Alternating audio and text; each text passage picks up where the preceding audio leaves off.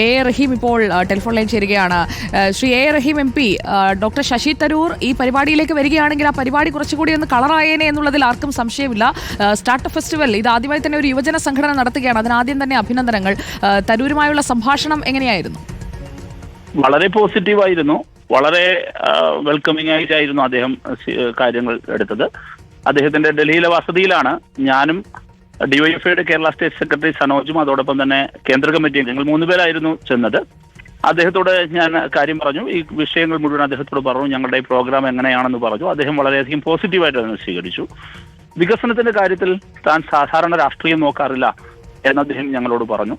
ഈ പരിപാടി എന്നെ ക്ഷണിക്കാൻ, എന്നെ പരിഗണിക്കാൻ കാണിച്ച മനസ്സിന് നന്ദി എന്നും അദ്ദേഹം ഞങ്ങളോട് പറഞ്ഞു. പിന്നെ ഞങ്ങൾ കാര്യങ്ങൾ സംസാരിച്ചു. ഞങ്ങൾ ഈ പരിപാടിയിലേക്ക് ക്ഷണിക്കുകയാണ്. ഞങ്ങൾ പറഞ്ഞു, ഈ വ്യവസായ മന്ത്രിയെല്ലാം പങ്കെടുക്കുന്ന ഒരു സെഷൻ ഉണ്ട്. അപ്പൊ ആ സെഷനിലേക്കാണ് ഞങ്ങൾ സജസ്റ്റ് ചെയ്തത് അദ്ദേഹത്തെ. അത് 2-ാം തീയതിയിലേക്കായിരുന്നു.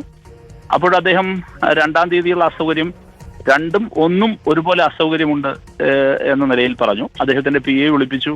അദ്ദേഹത്തിന്റെ പ്രോഗ്രാം ഷെഡ്യൂളും മുഴുവൻ നോക്കിയിട്ട് ഈ 2 ദിവസവും 3-ാം തീയതിയിൽ ഉൾപ്പെടെയുള്ള പരിപാടികൾ നോക്കിയിട്ട് അദ്ദേഹത്തിന്റെ യാത്ര തിരുവനന്തപുരത്ത് കണക്ട് ചെയ്യാൻ പറ്റാത്ത വിധമുള്ള പരിപാടികളാണ്. 1-ാം തീയതി സൂറത്തിലാണ്, 2-ാം തീയതി അദ്ദേഹം കോട്ടയത്ത് നേരത്തെ തന്നെ നിശ്ചയിച്ച് മറ്റൊരു പരിപാടിയിലാണ്, 3-ാം തീയതി അദ്ദേഹത്തിന് എറണാകുളത്തേക്കാണ് പോകേണ്ടത്. അതുകൊണ്ട് ഇങ്ങനെ അസൗകര്യമുണ്ട്, ദയവായി ക്ഷമിക്കണമെന്ന് പറഞ്ഞു എന്ന് അദ്ദേഹം പറഞ്ഞു. വളരെ വളരെ സ്വാഗതാർഹമായിട്ടാണ് പറഞ്ഞത്. ഞങ്ങളിത് ബ്രോഷർ അദ്ദേഹത്തിന് കൈമാറിയ ചിത്രം പകർത്തി.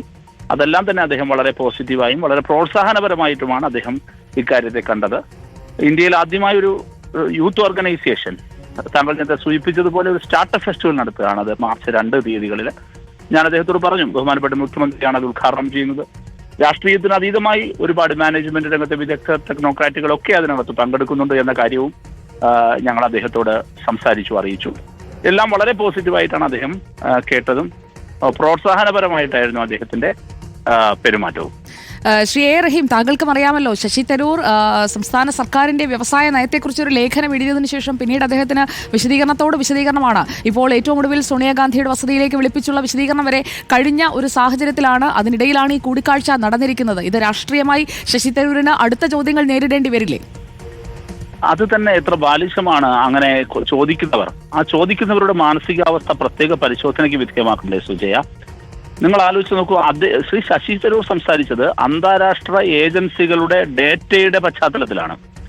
കേരളത്തിന്റെ വ്യവസായിക വളർച്ച, കേരളത്തിലെ ഇൻവെസ്റ്റ്മെന്റ് സൗഹൃദമായി മാറിക്കഴിഞ്ഞ സാഹചര്യം വസ്തുതകളാണ്. ഇപ്പോൾ ഇന്ന് രാവിലെ ഞാൻ തന്നെ ഫേസ്ബുക്കിൽ ഷെയർ ചെയ്ത ഒരു വീഡിയോ ഉണ്ട്. നീതി ആയോഗിന്റെ മുൻ CEO ശ്രീ അമിതാഭ് ഡൽഹിയിൽ നടത്തിയ ഒരു ഇവന്റിൽ അദ്ദേഹം പറഞ്ഞതാണ് കേരളത്തെക്കുറിച്ച്.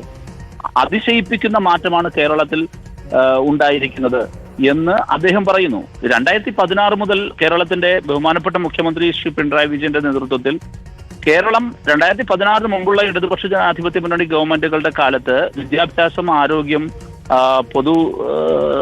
രംഗം, പൊതുമേഖല, സോഷ്യൽ സെക്യൂരിറ്റി, ഈ രംഗങ്ങളിലെല്ലാം ഉണ്ടാക്കിയ വളർച്ച, അത് കഴിഞ്ഞ് 2016 മുതൽ ഇൻഫ്രാസ്ട്രക്ചർ ഡെവലപ്മെന്റ്, വ്യവസായം, ഉന്നത വിദ്യാഭ്യാസം തുടങ്ങിയ മേഖലകളിൽ ശ്രദ്ധ പതിപ്പിച്ചു. ആ പതിപ്പിച്ചതിന്റെ ഗുണമാണ് അത്.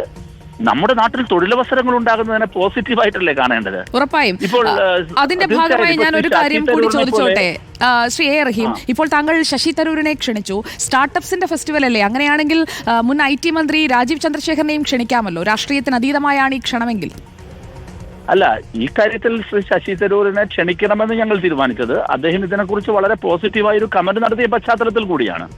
അപ്പൊ അദ്ദേഹത്തിന് അഭിപ്രായം പറയാനും അദ്ദേഹത്തിന് കൂടുതൽ ഇക്കാര്യങ്ങളിൽ പ്രതികരിക്കാനും ഇനി എന്തെങ്കിലും വിയോജിപ്പുകൾ ഉണ്ടെങ്കിൽ അതുകൂടി പറയാനുള്ള ഒരു അവസരമായി തന്നെ വന്നോട്ടെ. ഞങ്ങളതിനെ പോസിറ്റീവായിട്ടാണ് കണ്ടത്. ഇപ്പോൾ YLF-ന്റെ വേദിയിൽ ആരെല്ലാം പങ്കെടുത്തു?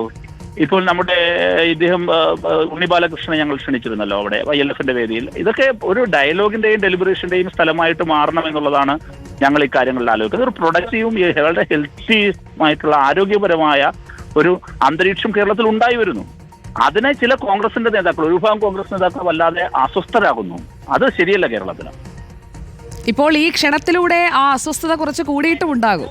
താങ്കൾ ഈ ചിത്രം കൂടി ഷെയർ ചെയ്ത സാഹചര്യത്തിൽ 21 മിനിറ്റ് ആയിട്ടുള്ളൂ, കോൺഗ്രസ് നേതാക്കളിലേക്കൊക്കെ എത്തിയിട്ടുണ്ടാകും. ശരി ആയിക്കോട്ടെ. കേരളം വിലയിരുത്തട്ടെ. ഓക്കെ, വളരെ നന്ദി ശ്രീ എ റഹീം.